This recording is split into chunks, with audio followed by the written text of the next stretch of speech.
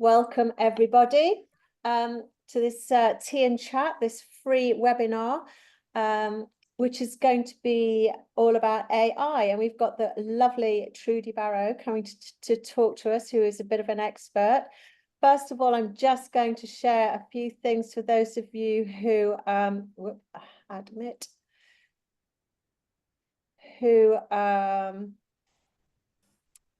don't know us that well. I'm having to let people in at the same time. So, welcome to Textile Skills Centre, Tea and Chat. And as I said, we are going to be talked to, encouraged to contribute to a webinar about AI, which is so relevant at the moment. I'm sure some of you are already using it, but Trudi Barrow is with us, and she is going to talk to you about how you can use it in your teaching and all the fabulous ways that you can use it with textiles. Just a quick sort of update on what we're about. So if you haven't been to our website, then please go to the website, textileskillscentre.com. We are actually renewing our website in the new year, which is very exciting. If you need any information specifically about teachers, about teaching, about courses, etc., go to our Teachers Hub, which will give you a drop down with lots of ways of finding courses and all sorts of other different things. But if you don't already, you can follow us on our Facebook page. We've got a public Facebook page, Textile Skills Centre, which is open to anybody. You don't have to be a teacher to be a part of that, anybody. So encourage all your textile enthusiastic friends to join the Textile Skills Centre Facebook page. We also have, as you know, the Textile Teachers Centre, which I'm sure is how some of you have found us. That's a Facebook group. We've got 3 groups: the Textile Teachers Centre, the Textile Skills Centre, and the A-Level Fashion and Textiles Centre. Just a quick update on some other tea and chats. We have got the next one is on the ESA, GCSE ESA. It's a chat where you can join us and talk about, discuss the release of the themes for whichever board you're with. We're going to do that into breakout rooms so that each board, whether you're AQA, Pearson's, Educast, whatever you are, you can actually join one of those groups and discuss ideas for compare notes, etc., about the ESA themes. We're also doing one on, that's on 7th of January. We're also doing one on the 11th of February for A-level. So if you're an A-level, if you teach A-level art and design, then please join us for that, because I think that will be quite an interesting, we've not done it before, so it should be quite an interesting one. Don't forget to join us on Instagram. We have lots of different exciting things happening next year, because next year we are 10 years old. Can't believe we've been doing this for 10 years. So as a celebration, every month we're going to be doing something different. We've got a whole bunch of things lined up that we're trying to put in place. Some of which is going to be collaborations with like Genome we did, and Dryad. So there'll be giveaways of, I think we've got another machine. I think we had an overlock a lot this year that we did a giveaway with Genome, and we're going to do some with Dryad giveaways and other things. And hopefully it's going to culminate in June, which is when I actually set up, which was then the Textile Skills Academy. In June, we're going to have hopefully an in-person event with lots of different workshops and speakers and all sorts of different things going on. So keep an eye out for that. Not confirmed yet. Don't forget to join our Pinterest. Go to Pinterest for particularly your students. Send your students to Pinterest, where Nikki has got lots and lots of different collections of a variety of all sorts of different images that are relevant to various things. Like she's got here mark making, fabric manipulation, shirts, skirts, A-level textiles, all sorts of different things. So go to our Pinterest page. Follow us on YouTube. Now this is going to be recorded tonight. All our tea and chats are recorded, and we upload them to our YouTube channel. There's loads of other things on the YouTube channel as well, but definitely all our past tea and chats from which have been from lots of really interesting artists, designers, all sorts of different people. So do go to that. Next we've got that's the tea and chats. No, that's what I've just talked about. Sorry about that. So yeah, the A-level ESA on the 11th of Feb and the A&D GCSE ESA on the 7th of Jan. Student competition, if you haven't already looked at this, we are holding the Student Textile Artist 25 competition. Amazing prizes, again, sponsored by Genomi and Dryad. We also have our coveted Textile Skills Centre trophy that goes to the two winners. And the teacher of the winning students gets a free course. Definitely worth doing. So go to the website and go to the teachers hub, and you will find a competition, student competition on there. Right, where am I? As you know, we do lots of courses, and we've been doing some new ones. We've got a couple of curriculum courses that will happen next year in June and July, planning, assessment, progression courses for both design technology and art and design textiles. We've got lots of other courses coming up, face-to-face courses, 20% discounts for all ECTs and self-funders. So, or technicians, if you're a technician, we give 20% discount. We're also looking at, for some of the courses, not all of them, but allowing students, so people and anybody and 18 and under who want to, we will also give quite a hefty discount for them if they want to join us. So do keep an eye out. Go to the website. We've got loads of them already have gone up. We've got we're going to Guildford, to Bramley, to St Catherine's School, where we've got a gel print workshop. We've also got felt making workshop there with Margaret Munda and Sue Cooper, and we've got a whole variety. We've got the heat press workshops. We've got workshops that we're doing in collaboration with Design and Technology Association in where are we doing that? At their head office, wherever that is. It's down the road from where I live, and I can't, my brain's gone dead. Anyway, we're doing that. We've got that, we're all over the country. We're doing all sorts of things everywhere. So do go on the website and have a look and see where we're going to be at.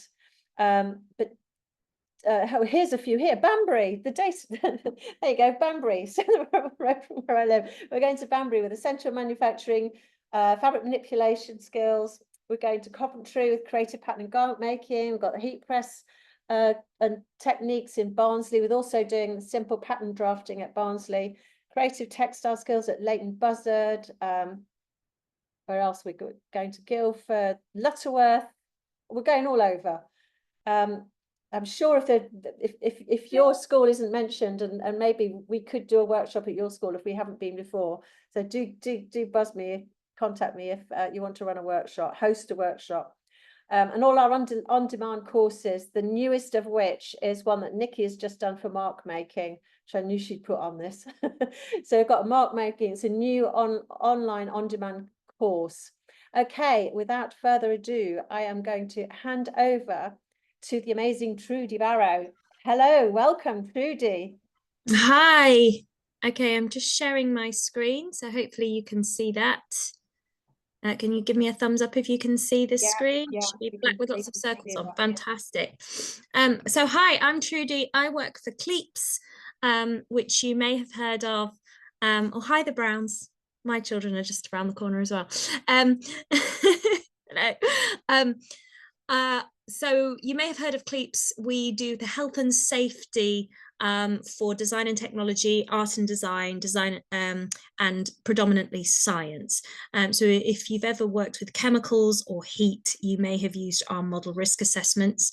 And if you haven't heard of us, then please do check out the website. You are more than likely a member of Cleeps, as 97% of schools are members of Cleeps. And we do have a lot of documents available for you. If you're not sure if you'll remember, ask your science department, because they will know for sure, and they will be able to give you your school login. But you have the right to it because you are a design and technology teacher. So without further ado, I'm going to just jump in to talk to you a little bit about AI today. Now, it is a massive, massive topic, and I could talk probably for 3 days straight on this. So it's going to be very, very quick and a bit of a whistle stop. But in my capacity working for Cleeps, we have Future Minds magazine, which again, you may have heard of. It's free, interactive digital magazine. And this time last year, we produced an issue all about artificial intelligence in design and technology. Many examples are from textiles specifically, as you will come to see over the course of my talk. A lot of artificial intelligence is going on in fashion and in textiles in particular within the world of design. So there are some examples in there. And if you're interested in anything I are talking about tonight and you want to read a little bit more, there are articles from all across the world talking about artificial intelligence in design and technology. So as I said, this is Cleeps. We have model risk assessments, we have videos. Please do check us out. But first of all, let's have a go. So I think the best thing that we can all do is get stuck in. So if you can scan the QR code on the screen with your phone, it's going to take you to a Padlet page, and we're all going to have a little go at creating an image. Now we are in design. We're textiles design and technology teachers. So we work in a visual way, and there is a lot of artificial intelligence stuff that you may be getting CPD for in-house in your setting, which is concerned with something called text-to-text LLMs, which is where you input a prompt and you get something written back to yourself. That is called a text-to-text large language model. But in design, we're often talking about text-to-image, or image-to-image, or image-to-video possibly. So I'm going to dive straight in and ask you now if we can do some text-to-image AI. And in the spirit of textiles, I want you to imagine that you are a class of year 10s that have come in to my lesson, and I am going to ask you to wake up your imaginations and come up with a simple prompt to produce a garment of your imagination to do with sustainability in fashion. So have that in your head, that's your brief. But the learning goal for this is simply engagement.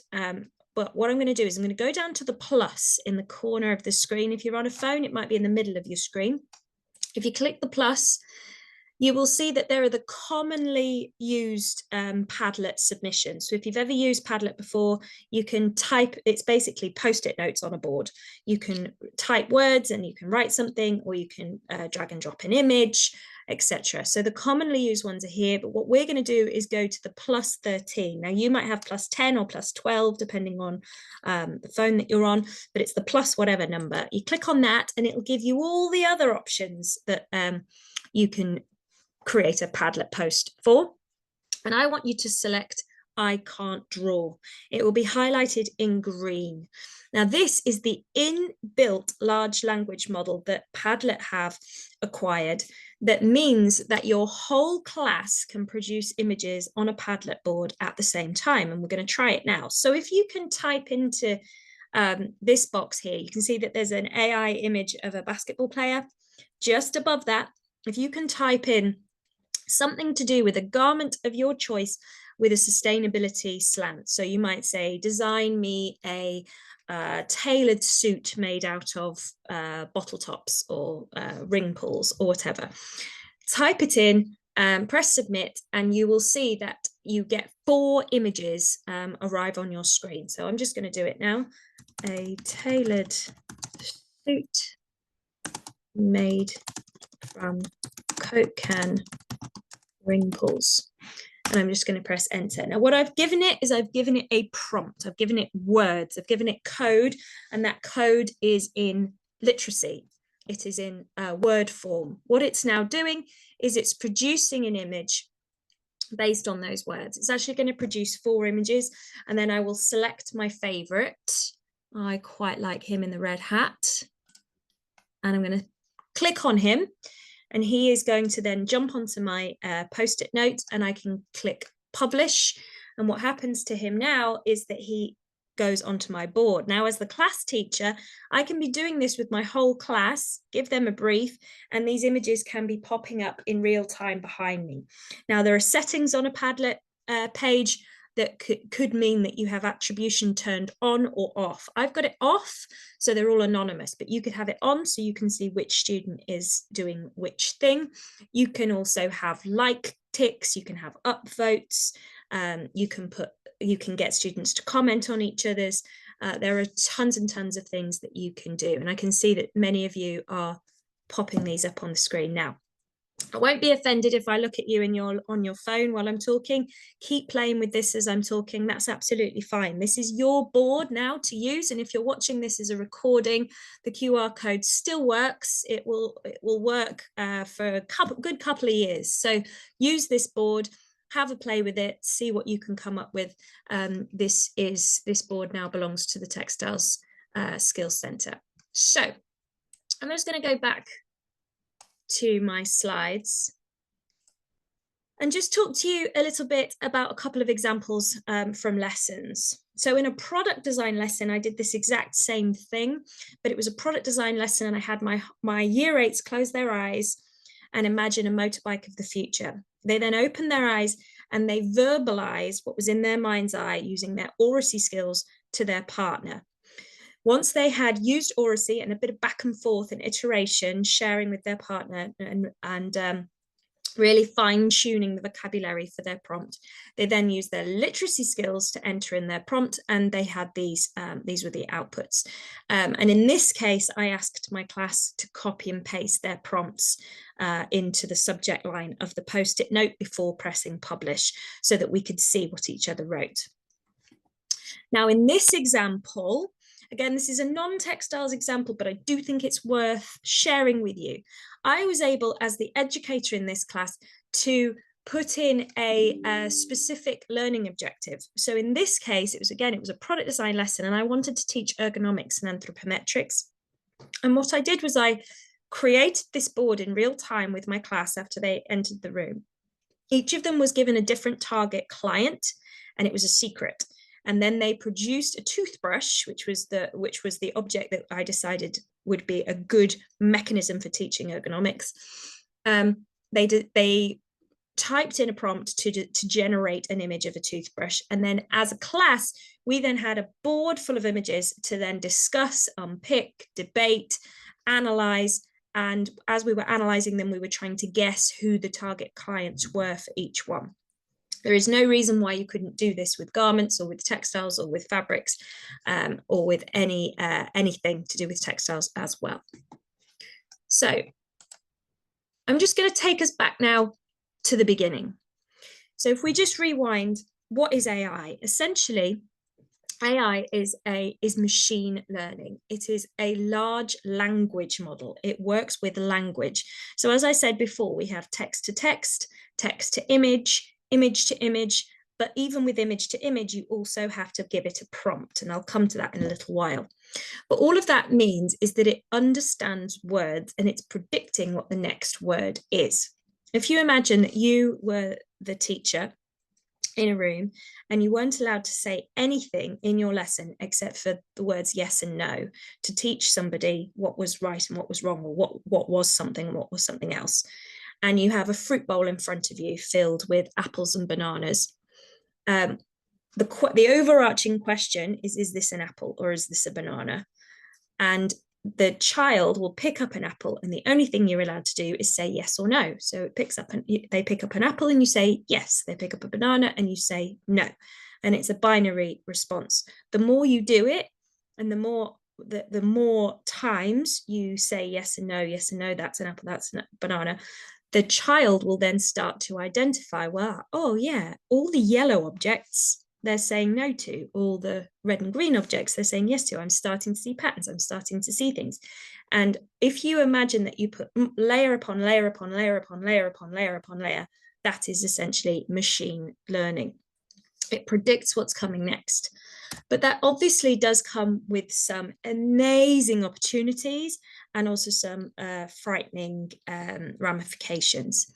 So one thing that I will say is that if you are at all skeptical of AI, unfortunately, the horse has bolted, the train has left the station, it's happening, that it's not a genie we can get back in the bottle. Oh my gosh, I've never used so many metaphors in one sentence. On the screen now, you can see that there is some quite profound statements by some pretty important people. And if I say that the last one really resonated with me, in that we will experience more technological progress in the next decade than we did in the preceding 100 years put together. And a huge part of that is artificial intelligence. So there's no escaping it. There's no burying our heads in the sand. And it's something that we're going to have to encompass. And it's something that professional designers are encompassing into their workflows right now, and I will show you how in a moment. Here are some other quotes that I think are really resonated with me and are really important, but essentially my sort of bottom line to this is that it is important and it needs to be taught. It needs to be taught explicitly, and it needs to be understood and embraced. But to do that, we're going to have to address some common misconceptions, and there are tons of common misconceptions across schools. And I do CPD to whole schools and to senior leaders. And even though we've been talking about this now for a couple of years, there are still some common misconceptions, one of which is that AI is ChatGPT and ChatGPT is AI. ChatGPT is a tool. It is one tool that belongs to artificial intelligence, but artificial intelligence is massive and does all sorts of different jobs and different tools and can do all sorts of different things. ChatGPT is one tool, but that is how we became, and when I say we, I mean, the ordinary person who didn't necessarily work in tech became really aware of artificial intelligence was when ChatGPT launched. So there's this misconception that they're the same thing. AI is completely separate from our day-to-day existing practices. It's not. You're already using it. You've probably used artificial intelligence 10, 20, 50, 100 times today without even realizing you're doing it. Predictive text is artificial intelligence. Talking to Alexa and asking her to play Taylor Swift when you get home from work is artificial intelligence. There's a lot of artificial intelligence going on in your car. If you've bought your car relatively recently, AI is permeating every part of life. It's not something we can escape. AI will take our jobs. It won't. It will potentially make our jobs easier in certain respects. It will make our jobs harder in certain respects, but it's not going to take our jobs. AI will make students lazier. That's something I'm going to address in a minute. And AI will mean that our students are cheating all the time. And that's something I'm going to address now. And those last two I'm going to address by using the comparison of the calculator. So if we were maths teachers, when the calculator first came out, we may have panicked and thought, oh, our subject's dead, maths is dead. There's this machine that can do everything for us. But actually what happened was that maths got harder. We took the tool, we harnessed it, and we made all of the calculations, all of the sums, all of the experiments that we did within maths that much harder. And we also rethought our assessment model. And when it came to teaching kids, we said, right, you're going to have a calculator paper and you're going to have a non-calculator paper. So essentially, we have to rethink the assignment. So this speaks to the point before about it's going to mean that all our students are cheating. Our students are going to use the tools available to them, just like we are the generation that used the internet that was available to us that wasn't available to our parents. Our students are going to be using artificial intelligence. We need to be aware of that and work around it. So if you're asking students to write an essay for homework, don't be naive and think they're all going to go home and write it in a closed environment. Expect them to use the tools available to them. They're going to be Googling things. They're going to be asking ChatGPT or Gemini to help them write things, help them structure things. And then when they come back into the classroom in a controlled environment, ask them to write the counter argument so that they really get to the bottom of the learning. So there's ways that we can rethink the assignment, ways that we as educators can bend and flex around artificial intelligence rather than just banning it completely. So that's the boring bit of my talk over. I'm now going to show you some examples. So all of these images on the screen are artificially made using artificial intelligence. There is mood boarding, there are fashion drawings of different kinds, there are applique and embroidery examples at the bottom that are photographic quality. They have all been created using a prompt into a text to image AI generator, as have these. So the top row were images that use the prompt "a dress on a mannequin inspired by NASA," and the bottom row were "a dress on a mannequin inspired by SpaceX." So as a starting point, you can already see the potential for just generating images, for resource creation, for inspiration, and for students to start to use this for mood boarding or for collecting inspiration for themselves. So just going to speak about resource creation. I'm a product design teacher by trade, and these 4 images were all used in my lessons. All 4 images were used in product design lessons or in design technology lessons for various different purposes, and you can see the prompts on the right hand side. This is an example that I like to share. This was very early on in my personal relationship with artificial intelligence, and it came about because I was designing a very short scheme of work to fit in with year 10 just before the NEA came out. We were waiting for the NEA to come out. A previous project had finished. We had 2 weeks to fill, and we decided we wanted to fill it with a jewelry making project that would teach pewter casting as our practical element, and it would teach the design history as part of the theory component. And I knew that the next morning I was going to go in and I was going to ask my class to design little key rings and little pendants to do with a design movement. And it was my job to create a board of these drawings. I'm a busy mom, got 2 children, got home that night, was very tired. All I wanted to do was put my kids to bed, get a glass of wine, watch the telly. And I knew that I had to make this board to hold up in my lesson the next morning. And I did it. And it took about half an hour of my time. And then afterwards, I thought, I wonder what would have happened if I'd have just asked AI to do this for me. Now, I used Midjourney. Now, Midjourney is, I do not recommend it for use by students, but it is possibly the highest caliber of output, but it is paid as well. So I'm not really promoting it, but for this, that's what I used. And I had these images and I put them up on the screen the next morning, and I held up my version as well. And I got into a discussion with my year 10s about, well, I actually used AI for this, and can you see any problems with the image? And what do you think of the image? And it led to this lovely conversation between us. And you've probably spotted, as I've been rambling on, that it's not perfect image. There is a couple of mistakes. There's a couple of key rings holes in the paper that shouldn't really be there. We call those mistakes hallucinations. And I'll talk a little bit more about hallucinations in a little while. But actually, it led to really lovely, fruitful discussions between us, and it did the job. The job I wanted my resource to do was to inspire, motivate, and show that you needed to fill your page up, use fine liner, get some color pencils, and fill your page. And this did that, and did it in 30 seconds rather than 30 minutes.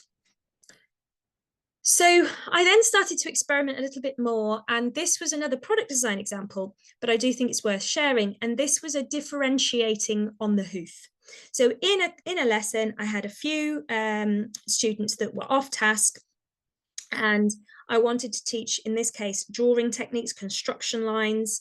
And I went over to these 3 lads who were off task and a bit fed up and a bit unmotivated and didn't really want to be there. And I said, oh, you know, what are you talking about? And they were talking about Star Wars and their Star Wars Lego and all this sort of stuff. And I said, oh, hang on a second, I'm going to recreate my exemplar for this lesson in the theme of Star Wars. Would that interest you? And I did it in seconds on my phone, and I showed them, and I was able to pull them back into the lesson. Now that's differentiation for behavior, but there are tons of examples for differentiation for SEND. And there are lots of ways that we can create resources in the moment, in seconds, for specific needs, whether it be behavioral needs or SEND needs, or just maybe a gap in learning. So just heading back to textiles now, this is a project that I did with my sixth formers. And this is similar to the project that I asked you to do, which was to merge two different things. Now, AI can do this so beautifully. It can take two aspects of our visual world and mush them together and produce images. So in this case, I was taking recycling and elements of recycling, whether it be rubbish or I think there's bits of Coke can in there, cardboard, bottle tops, all that sort of stuff. And I was putting it with fashion garments, and I was merging them together with my sixth formers, and a couple of them got really heavily involved in the prompting on this. And we produced these images, and they were really inspiring, they really motivated, and they led to lovely discussions. But what I do want to say is that everything I'm showing you, it's not just about the older students. It can be used across the spectrum. So this is actually doing the exact same thing when I got home with my 5-year-old son. He liked two elements of the visual world. He liked Marvel and he liked trains. And we spent a bit of time together mushing the two together. And as far as learning goes, he was learning oracy skills, he was learning literacy skills by trying to really think about the words he was using. We also had a lovely, juicy conversation about design history when it came to why does Captain America's train look different to the other trains? And it became a really fruitful, really lovely learning opportunity. So when you are designing learning opportunities with AI, you don't assume that it is only for the older students and only for your sixth formers or only for your GCSE. It can be for all students. And we can put scaffolds in place, safeguarding scaffolds, depending on the age of the student. So obviously with my sixth formers, I logged them in. I let them do it. With my 5-year-old, he used his oracy to tell me the prompts. With my now 8-year-old, she could write the prompts and then hand me the piece of paper, and I would be the sort of the guardrail between the machine learning and them by actually entering it into the system. And we all know this already. Everything I'm saying is sort of common sense, really, because it's what we already do as educators. So couple of little tricks with text to image, and then I'm going to move on to talk to you about image to image. A couple of little tricks. This is a buzzword, knolling. Now, if you want to take a product or an item or a garment or a food piece apart into lots of different pieces, then if you type in the word knolling into your prompt, it will do a top-down bird's eye photograph of that thing. The example on the left is from an A-level product design lesson talking about what knolling is and product disassembly. The item on the right is from the start of a food lesson, cooking and nutrition lesson. Starter activity as the kids come into the class, there's a big question saying, you know, what meal am I, or what am I the ingredients for? The students then come in and they start to look at the image and they start to discuss with each other what they think it could be. Anybody guess what it is? Anyone willing to shout out what they think it might be the ingredients for? Spag bog. Yeah, well done, Dawn. It is. Normally somebody says lasagna and then I go, oh no, it's spaghetti bolognese. But yes, it is. It's spag bol. And what that can then lead to is the teacher then saying, well, but what about the hallucinations? What can we see in this image that shouldn't really be there? Let's discuss the ingredients. Do we really need that much salt? Why do you think the AI put so much salt in it? And then why are there two different types of pasta? And why do we still recognize that it's spag bol, even though it's clearly got a few things not quite right? And those again are really nice, interesting conversations. And it leads me to talk about hallucinations. AI does hallucinate. It makes stuff up. As I said at the beginning, it's predicting the next word in a sentence. It doesn't know what that is. It's predicting what that is. So it makes stuff up based on factual information that it has. But if it doesn't have the factual information, or it's getting itself a little bit in a mess by having maybe too much on one topic, it will guess and it will hallucinate. Now, I've heard educators say, well, I'm not going to use artificial intelligence because it's not perfect, because it hallucinates. But actually, I think that we need to talk to our students about that and say, you know, if you're using AI, fact check it, read it, check it, cross-reference it, use it as a scaffold, use it as a structure, and then check it. And also having hallucinations gives us the opportunity to really unpick, like, why is that there, and use our human ability to do that. Now, one thing that AI can do, whether it be text to text or text to image, is it can work with as a particular persona. It can act, it can be somebody if we give it that character, if we give it that persona. Now, this is again using a LLM that is text to image, but in this case, I asked it to produce an image as an 8-year-old. So this is, if you imagine you're a primary school teacher and you want to create a poster competition on sustainability and you've never done it before, so you don't have any exemplars, you're in a bit of a rush, you turn to AI and you ask a text to image LLM to produce some exemplar posters as if they had been made by 8-year-olds. And these were some of those outputs. Now you can do that with text to text as well. And this is where it kind of speaks to that plagiarism question at the beginning. You can ask ChatGPT or Gemini or any of the other text to text LLMs to write something in the style of a 15-year-old. You can say, right, this is a 15-year-old, spell this word wrong every time, make sure it's British English, write it with the reading age of a 13-year-old, and make sure my teacher can't tell that I'm cheating. You can give it all of those parameters and you actually get some really decent outputs. So when it comes to plagiarism checkers, what I always say is that they don't work. And if they are working today, the chances are they're not working next week. So please don't invest in them. Please rethink the question rather than relying upon them. So just going to talk to you now, just going to go back a second and talk about text to text. So this is my phone on the left. And I am in a fluster. I've got year 7 tomorrow. I want to introduce them to tie-dye. I don't actually teach textiles. It's because my colleagues, she's off on maternity and I've been given this class. I don't know what I'm doing. And I'm stressed. And right, write me a lesson plan for year 7 to have a go at tie-dye. It should be a 50-minute lesson and include a simple practical activity alongside an understanding of how the process works. So I know what I want. I've asked Gemini to do it. I've asked on my phone for free because it's part of Google. And this is the response that I get. Now that's pretty good for 5 seconds work. I can then copy and paste that. I can add to it, change it, check it. I'm not saying for a second that I would use that as my lesson, but I would use it as a leg up from the blank page that was in front of me before. And it was free.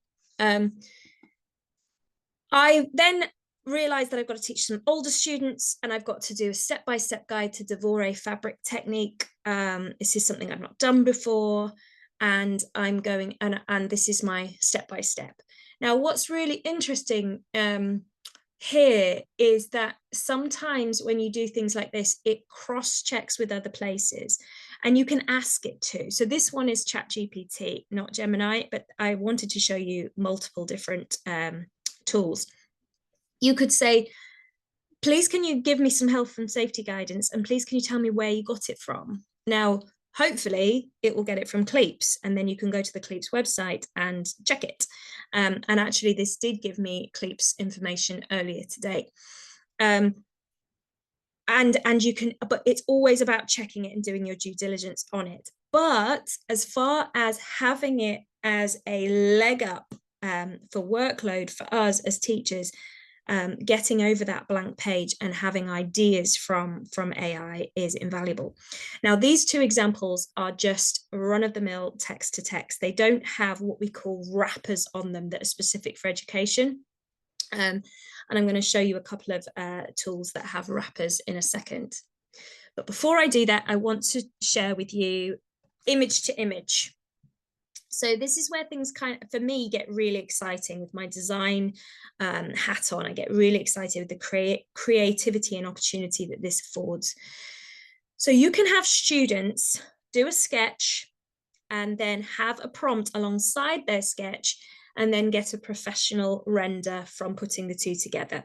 And the tool that I recommend for use to do this is a tool called Newark AI, that's NEWARC.ai, because if you contact them, you can have free access as educators. It can produce your output image as a high quality photograph. It could produce your image as a watercolor or as a different type of image. It's very, very easy to use. So here you can see that I have a simple image of a jacket, and then I have obviously accompanied that simple image with 4 different prompts here.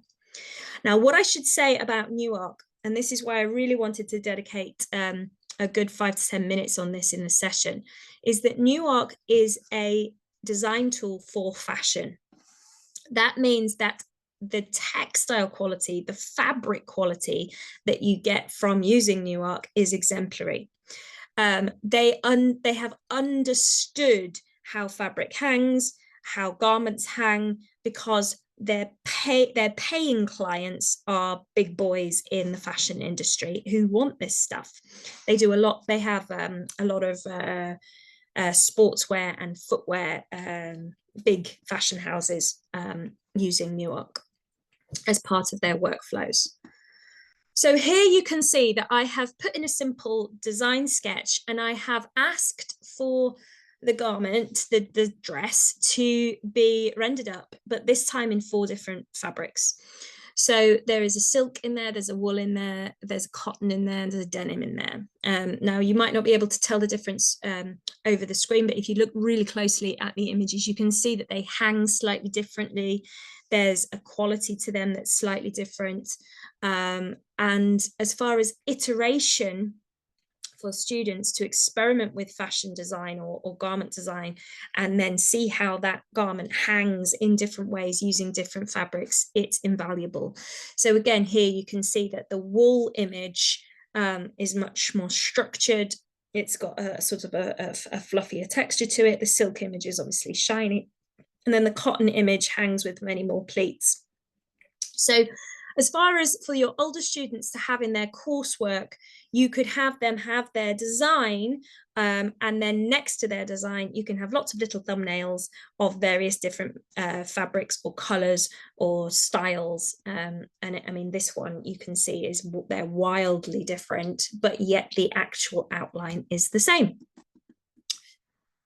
So here are some examples from other areas of design and technology. You've got product design example, an architecture example at the bottom. It's worth saying that Newark is also great for augmenting. So you can have an image and you can put it into another background, which you can see in the image at the bottom, where we started off with an architectural sketch and then we put it into different materials. But also in the third image, I also talked about light quality and the background that I wanted it in. And you can do that with your fashion images as well.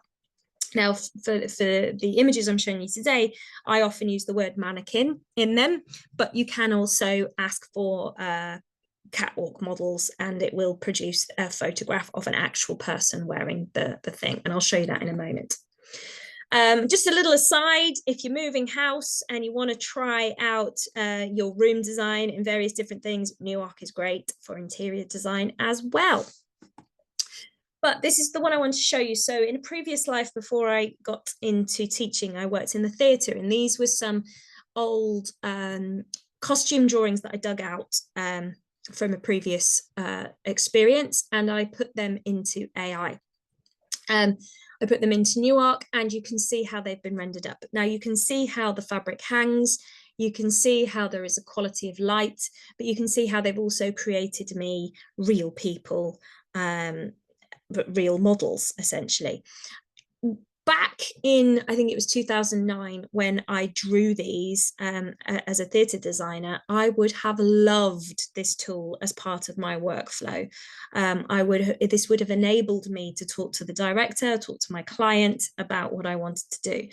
And the fact is that many professional designers within the worlds of fashion, textiles, costume, etc., are leaning into this stuff as part of their workflow. They're not removing anything.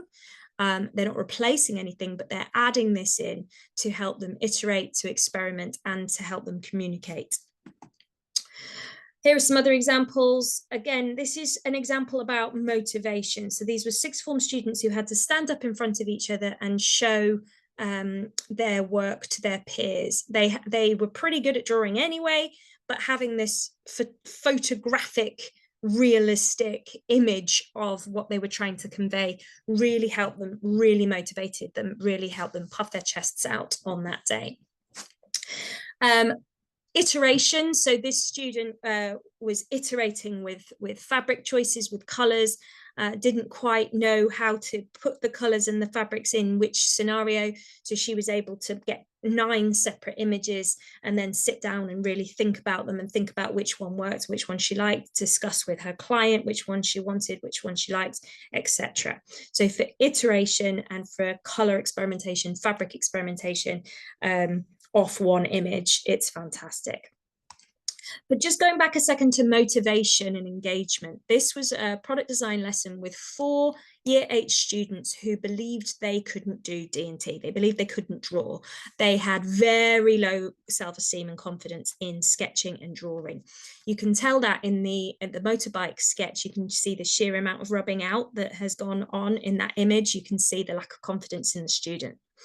But I forced them to be uncomfortable and to sketch on a blank piece of paper with a pencil a vehicle of the future. And then I discussed with them, again, leaning into that oracy, discussed with them what materials, colours, textures they would want their vehicle to be. It turned out that they were all quite similar, actually. But I then entered in the prompt, and these were the renders. All 4 students left that classroom feeling like they could draw, feeling like they were proud of themselves, feeling engaged and motivated. So there is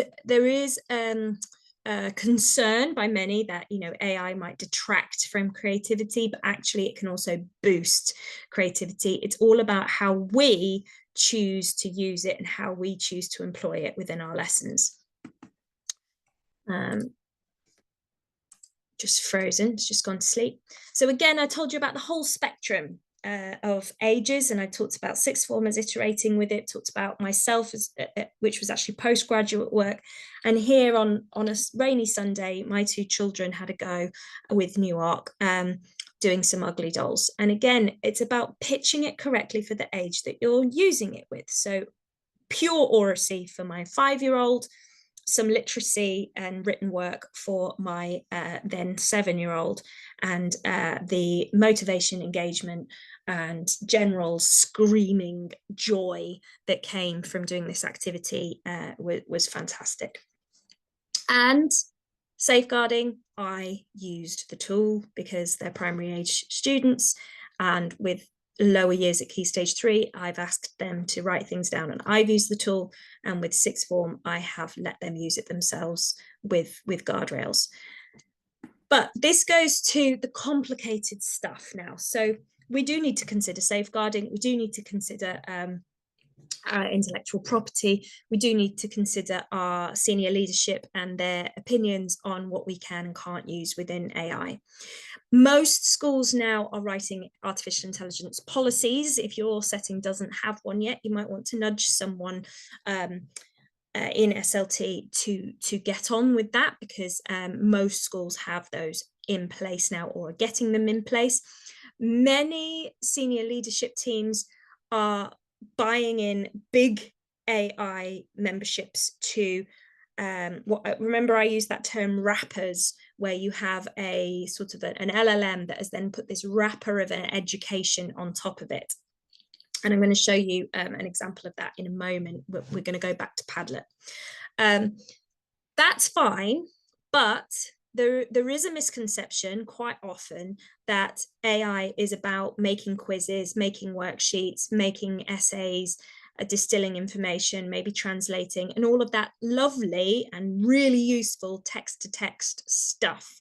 But as you and I know, there is a whole world of visual education out there and design-based education, and we do need to sort of say to our SLT, some of these AI tools are subject specific. Some of these AI tools are just going to be used for the creative subjects or the arts. And you know, New Arc is a great example of that. I can see your colleagues in drama potentially using it. I can see product design and architecture using it. I could see maybe art using it, and maybe even history to augment different characters into different times, maybe English.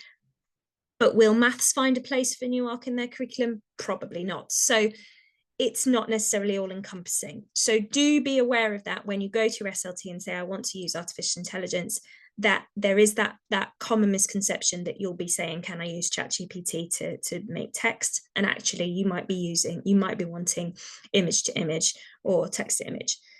The other thing that's worth noting is what's on the screen now when it comes to intellectual property. Education institutions must not allow any LLM to be trained on students' work. Now, working in the design industry, that's something that we can sort of be a little bit thankful that designers don't want to share their work either. So when it comes to using education-based tools, they've got this locked down because they have to, because the DFE say so. But when it comes to using a design-based AI tool for education, this is something that you probably don't need to worry about because their clients don't want to share with each other their intellectual property. So you have to do your own due diligence in your own setting on each of these tools, and that can be a barrier. And that's where we get these tools that have got wrappers around them. Oh, I'm going to come back to that. So two of my favorite tools that we can sort of trust as being safe for educators are Canva and Padlet. So Canva, I wanted to show you very quickly, is very good for, let me just bring this up. Canva is very good for creating resources rapidly. It is free for education. You can create slides in seconds. This is a slide deck that I found that's all about the textiles industry. You can then go in and edit those slides and change the images yourself on Canva. You can also use Canva for your older students to create portfolios. There is a wealth of templates on Canva to make portfolios. And then there are lots of AI tools within that. So there's Magic Write, which you can prompt and it will write out write for you, as in like it's a ChatGPT-esque tool, text to text built in. There's also Magic Image, where you can produce images a little bit like we did earlier. So if you were having one of your sixth formers create their portfolio, they can then put images in from their own work, but they can also create little graphics or images using that as well. And you can see down here on the left hand side, there are tons of pre-existing versions of portfolios for your students to use, and they can be portrait or landscape, and then they can be enhanced using the AI tools that are built into Canva. Now I could do a whole session on Canva, but I'm just going to say it's there. Go have a look at it, go use it. It's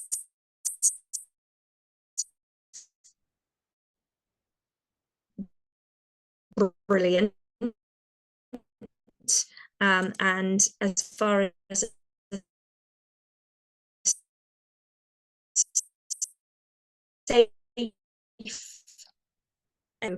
the last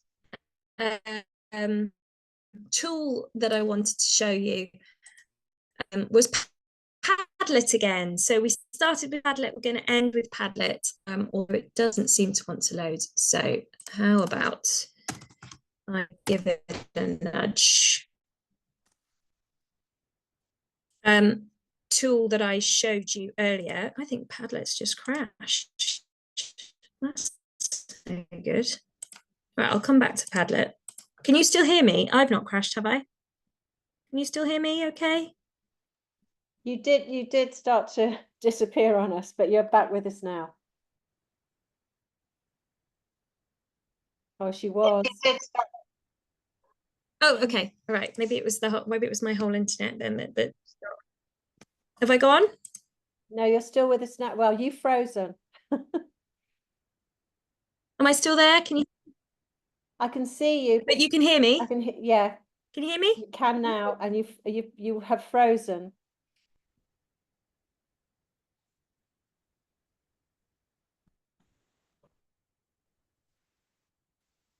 Can you hear and see me now? You're back. No? I think you're back.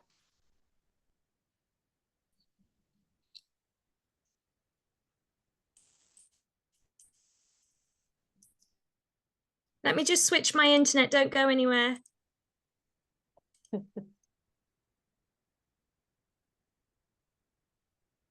you hear me now? Can hear you, yes.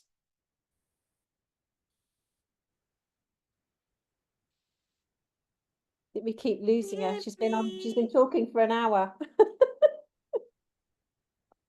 Okay, great. If I shoot, can you hear me now? Yes.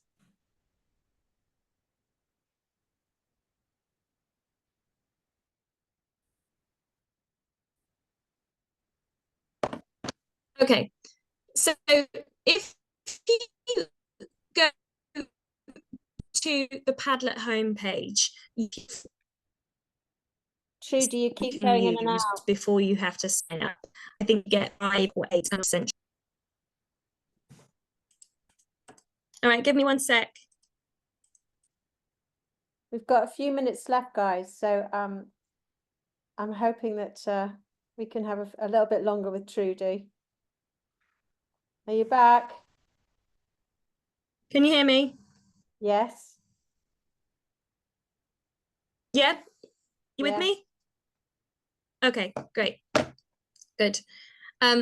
So if you go to the Padlet homepage, you will have a few free access.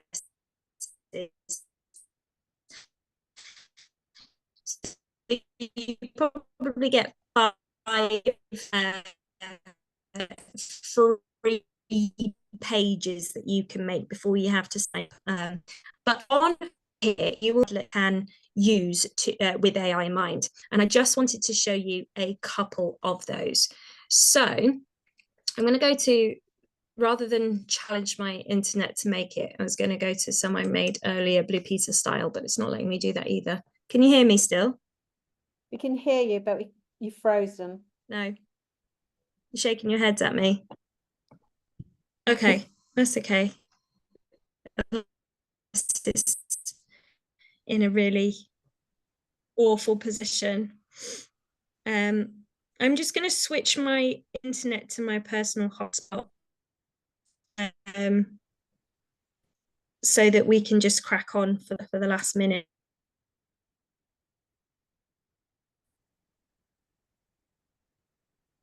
Okay, can you hear me now? Yes. All right, brilliant. I'm powering through my iPhone. I don't know what's happened with my home internet. Right, last 2 things. Promise I won't keep you because I know that we've already hit 8 o'clock and I'm really grateful that you're still here. And I hope that you can edit all of that bit out of the recording, Dawn. So you can make a Padlet and you can use AI to do so. So there are AI recipes.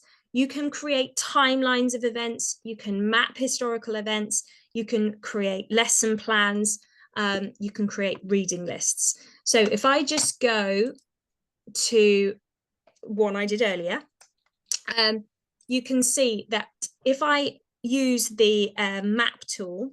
In this case, I have asked Padlet to map the history of fashion design in Europe between 1600 and 2020. Big job, but what it's done is it's broken it down into some key historical moments, and it's mapped them.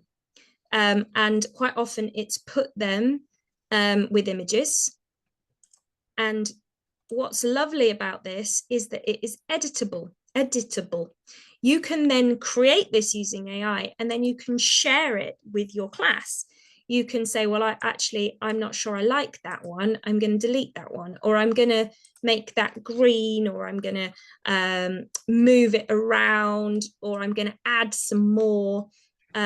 So you can edit this. But again, as far as the blank page goes as a resource, it's not a blank page. It's jumped you forward in seconds. Another, here's one I did earlier, is this one, which is, in this case, I asked for a timeline, and I clicked the timeline AI recipe, and I asked for the evolution of cotton from field to fashion. And I went from 1200 to 2020. And here it's put my little post-it notes in a row. And again, I can edit them. I can go in and change things. I can change the way things are spelt, for example, etc. I can then I could change an image if I wanted to. I could color code things, or I could just say, I don't really like that one. I'm going to delete it. I'm going to add one. So it's editable, but it has been created for you using AI.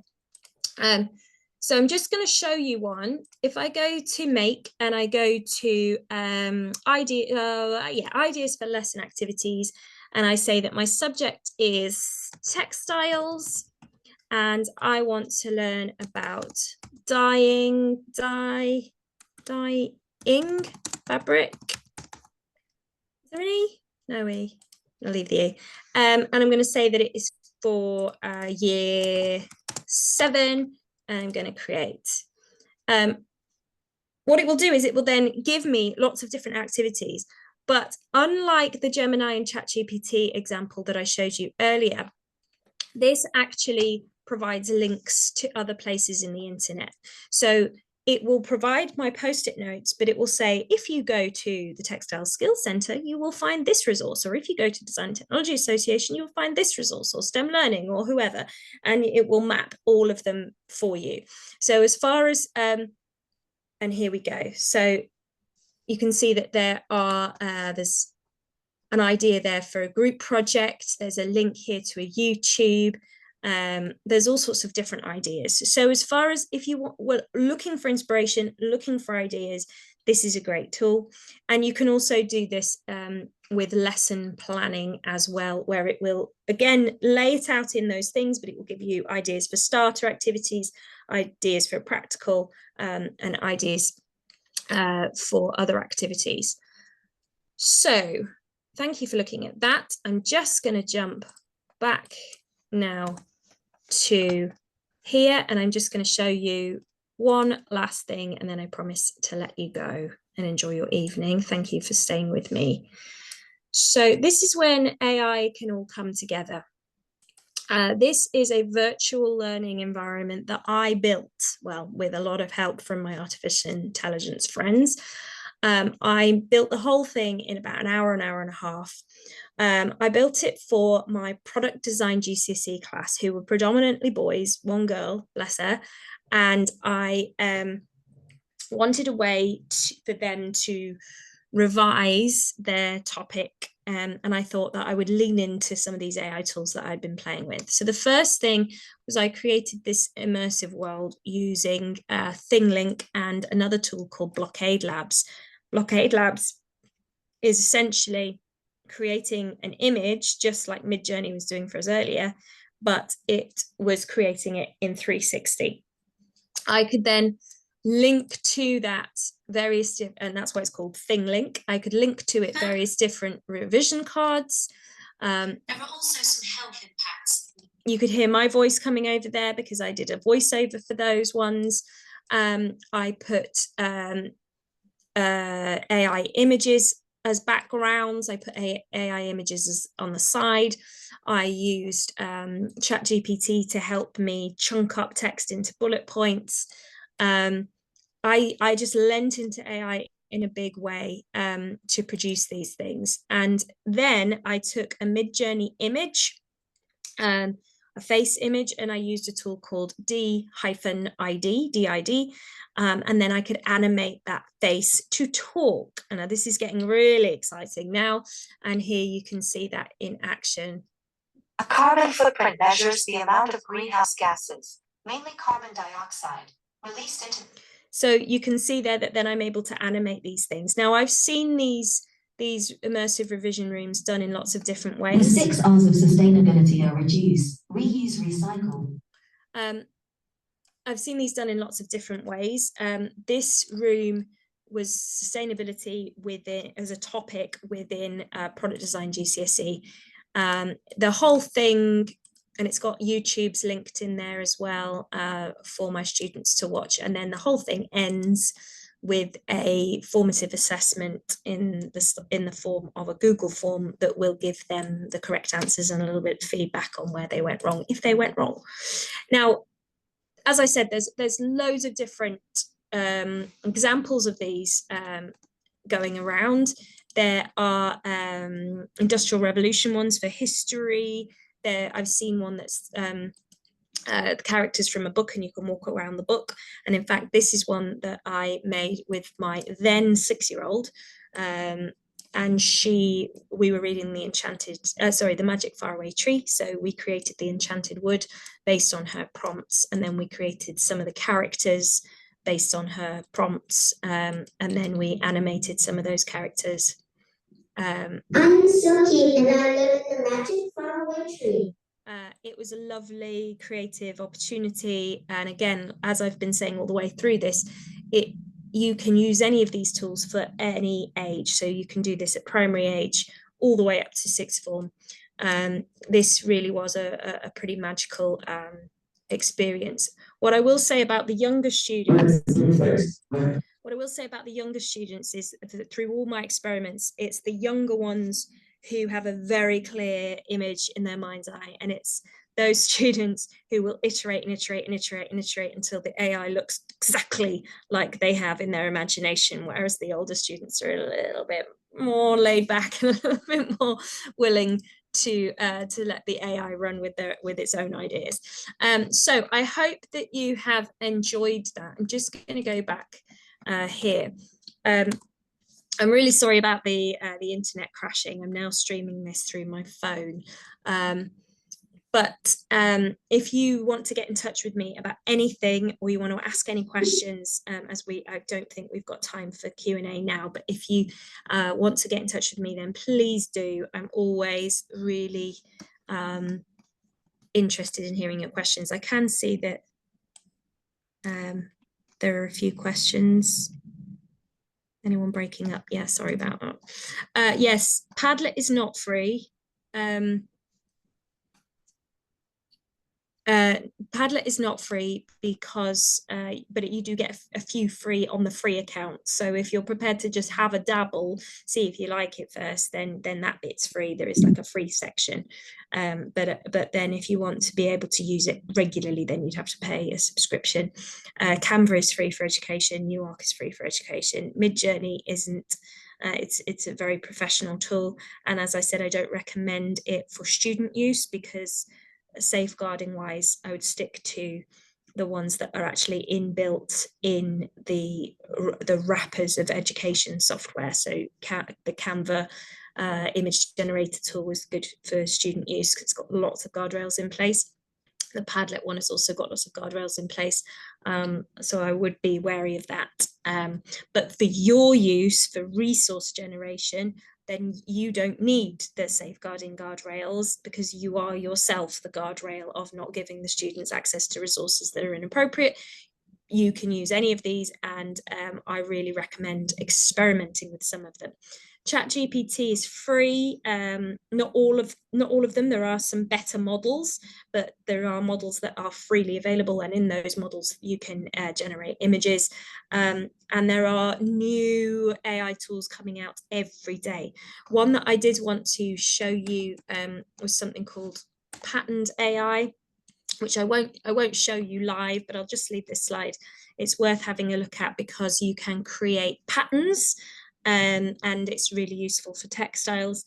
Have a little play with it. Again, it's free for, I think you get 15-20 credits before you have to play, so you can have a go with that. And what it does that's really nice is it takes your pattern that you've made and it puts it onto all these images that you can see across the bottom, so that you can imagine it in action on a product. So were there any other questions? I'm not sure where my chat has gone. Or did you? Somebody's asking which app did you use to make the mood boards? I can't remember what. The mood boards can be on any image generator. You just need to ask it for a mood board. The mood board that I showed you at the beginning was, I think I used Midjourney and I asked for a mood board as if I was the costume designer for the Moulin Rouge. And I think I put reds, golds, passion. I just used lots of words that were to do with that. And that was the boards that it produced. And then what I actually did was that it was 4 separate boards and I put them all together to make one big board. Hannah is asking, can these things be added into coursework? Do exam boards allow them? Yes, so I can't speak to all exam boards, but I have done quite a bit with AQA, and I know Edexcel are on the same page. But essentially, you cite your sources the same way that you would cite any source. So if a student was to, if I just circle back to this, it's quite a long way away actually. Where are we? This one here. Oh, I went too far. Oh, I'll leave it there. If a student was to have their own sketch, they would obviously get credit for their own sketch because it's their own design.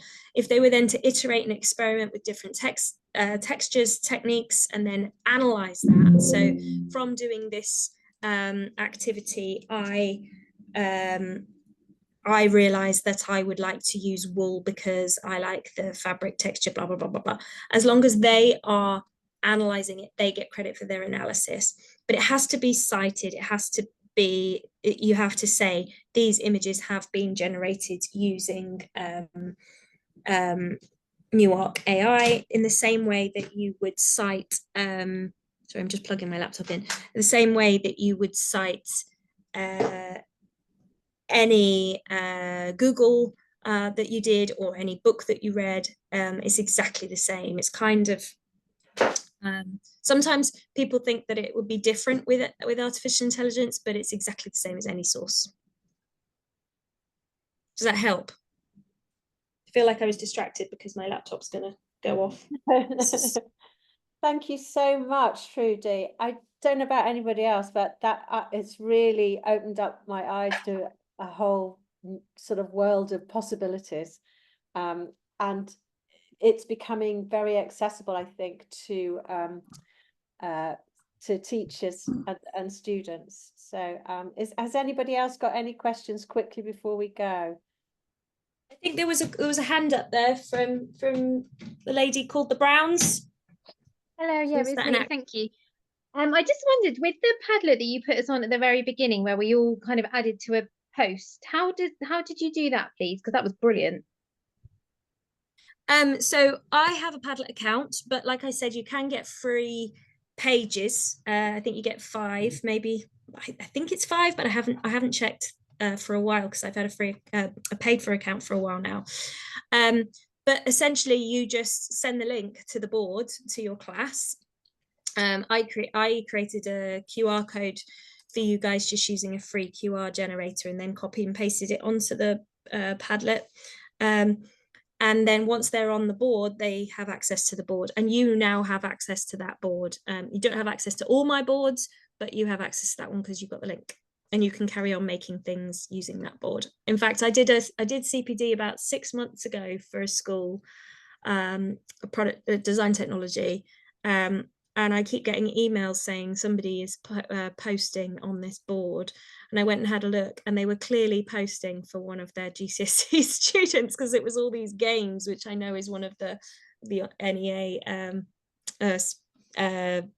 contexts this year. So yeah, feel free to use it. But if you wanted to create one for your class, then it's very easy to do that. You just give them the link to the board. Do you know how much a paid account is for Padlet? I'm not 100% sure. I know it's less than £100 a year, but it's more than 50.